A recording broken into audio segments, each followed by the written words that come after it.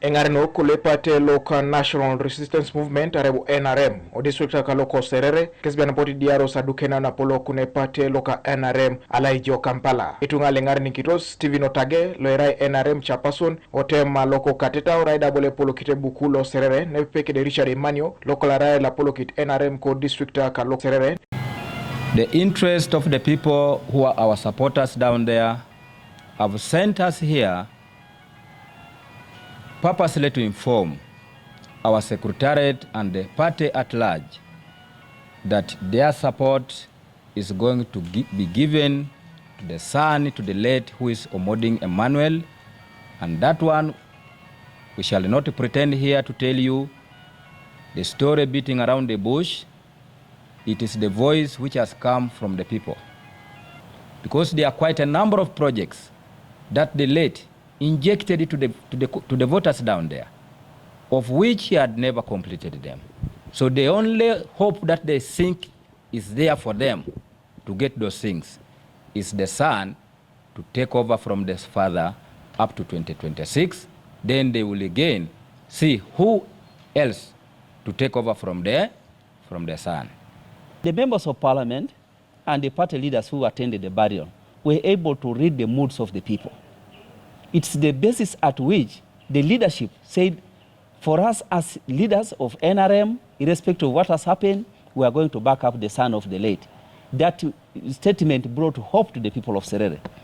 And it prompted the NRM leaders to make a pronouncement to that effect on Sunday during the Thanksgiving prayer that the family had organized.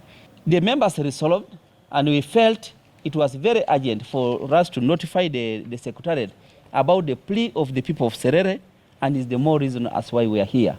We are here not to present ourselves as individuals, but we are here to represent the bigger majority of people who are not able to present themselves here. But they have presented themselves through that document that they have appended their signatures, their names, and their contacts. Akalo na pupo kina emonyo kech, Rosemary Seninde, ne polo kite akirone woro ne pate loka NRM ko Uganda kere, ngese obuite gogo ngebe, Filipo Uchor, ngese retunganan leda kite mendera le pate loka NRM, konye mere Manuel Omoding. Position is the constitution that guides us, which shows us that it has to be the flag bearer holding it for 5 years, unless otherwise.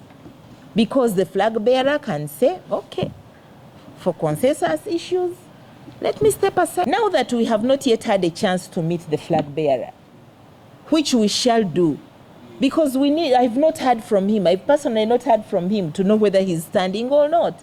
We are coming to the grassroots to also discuss with you, the people on the ground.